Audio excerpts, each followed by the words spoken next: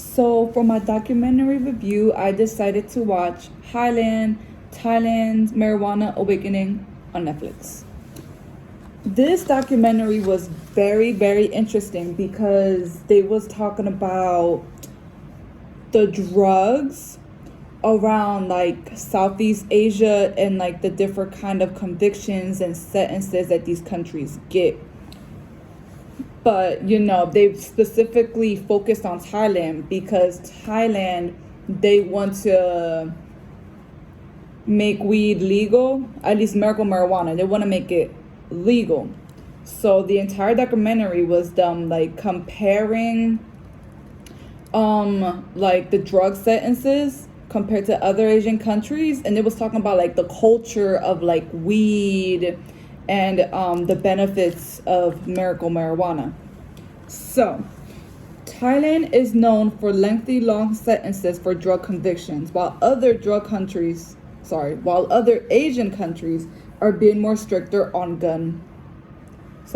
drug policies.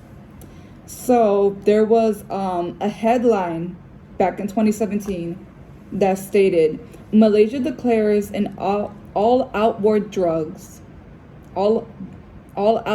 drugs. And there was another headline that said, Indonesia and the new war on drugs, which was also back in 2017. Whereas in Thailand, it's the opposite. They want to ease drug laws starting with meth and marijuana. And some of these Asian countries, their sentences on drugs is like really, really crazy. Like, for example, in Indonesia, 1 kilo will earn you the death sentence. I think that's insane. 1 kilo of marijuana, that is insane.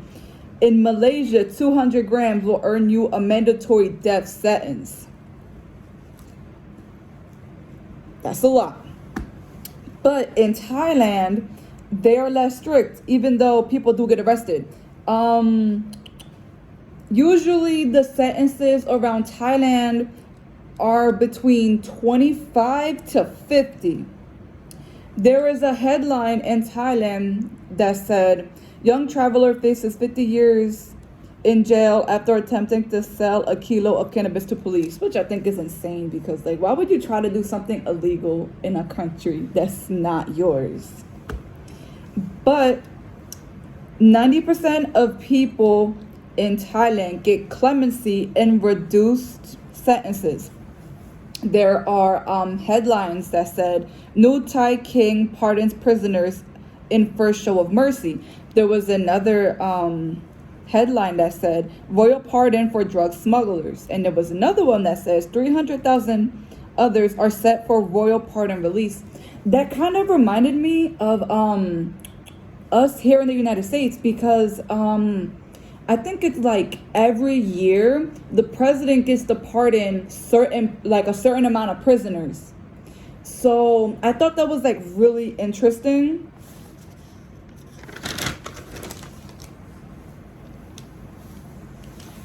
And countries that are considered lenient in like Southeast Asia, I believe, are Vietnam, Laos, and Cambodia. So for all of those three countries, opium, heroin, and meth have serious problems with serious consequences. But all three countries have long stories of traditional cannabis use, so they don't really see weed as a problem.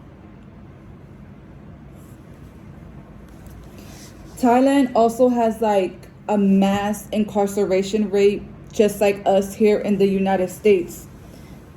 In Thailand in 1975, there were 50,000 people that were imprisoned. In 2017, there were 321,000. That was throughout the course of 45 years. Whereas compared here to the US, back in 1974, we had 200,000. And back in 2017, we had 2.2 million. The Thai government is looking for ways to reduce their overcrowded prison population by potentially decriminalizing several drugs, one of them being marijuana. Also, the majority of like the weed that comes to Thailand comes from a country that's right next to Thailand called Laos. So even though weed is not legal in Laos, and if you get like caught with it or something like that, it's like a 10-year sentence, which is, way different than in Thailand, where it's like 25 to 50 years. And they were saying how like back in the day in Thailand, weed made top sales. Like they said that rice really wasn't like a profit. It was like rice, pineapples, that wasn't really much of a profit. It was like weed that made like sales back in the day. And they said people who had that was growing a lot of weed, they had help growing them. And they also said that like people would steal weed in the middle of the night, even if there was like a night watch.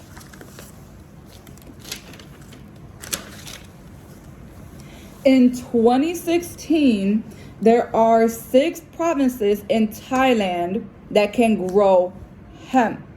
They're being grown for medical purposes. In Thailand, cancer is the #1 cause of death. It is the #1 cause of death. And there was an interview with a guy. He had advanced lung cancer. Like he went to the doctors and they told him there was nothing he can do about it because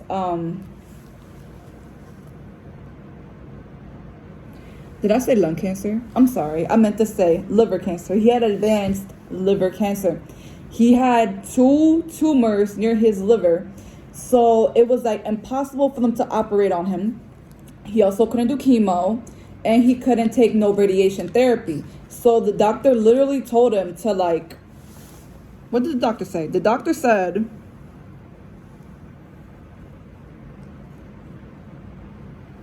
he couldn't recommend anything, to just go home and recover.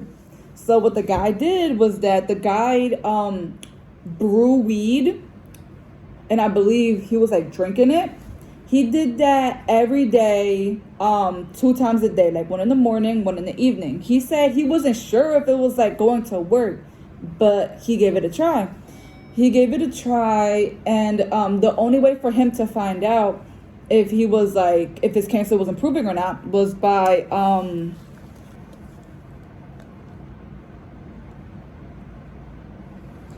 was through a drug test. Was it a drug test? Either a drug test or a I'm doing like this because it's a needle. It was either a drug test or it was a blood test. And every single month he would take the test, the results kept on getting better, and better. They didn't say if he 100% fully recovered from his cancer, but something that seemed impossible, weed ended up curing him. And there was also this little boy that they shown. This little boy, he had epilepsy and he always had these seizures and all this stuff. He would go to the doctors and the doctors would give him medicine. The medicine just would not work. They did not know what to do. The mother didn't know what to do as well. So she did her research and stuff, and she found CBD oil. She started giving her son CBD oil, and that helped with the epilepsy, the seizures, everything, which I thought was just amazing. And when she would talk to the doctors and she's like, oh, this is working, the doctors would be like, oh, well, it's not the doctor says something. It's just crazy because what did that doctor say? The doctor said that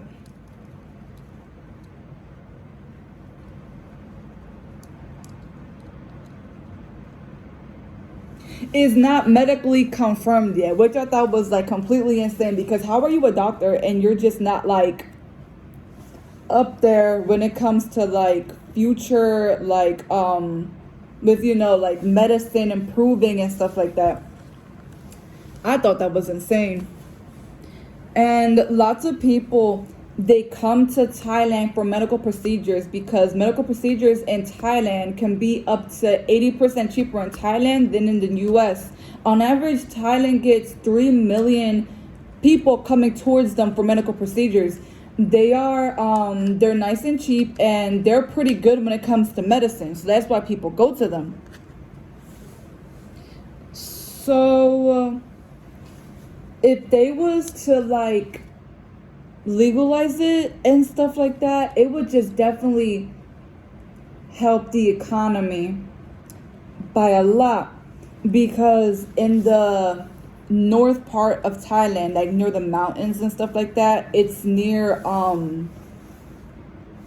the border where Laos is at, and there is a culture over there. It is called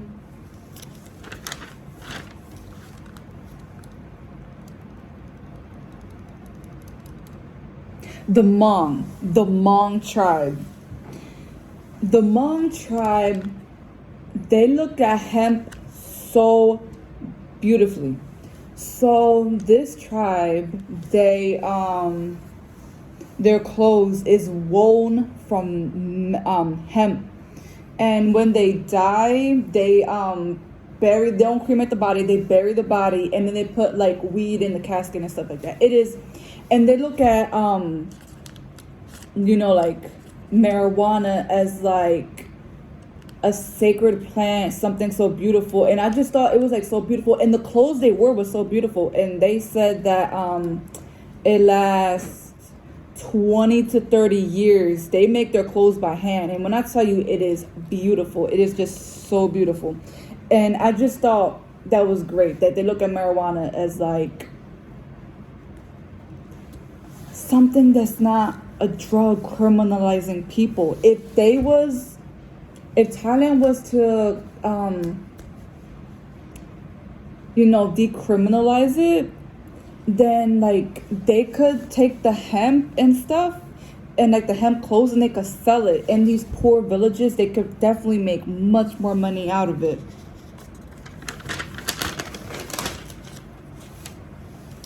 And there are other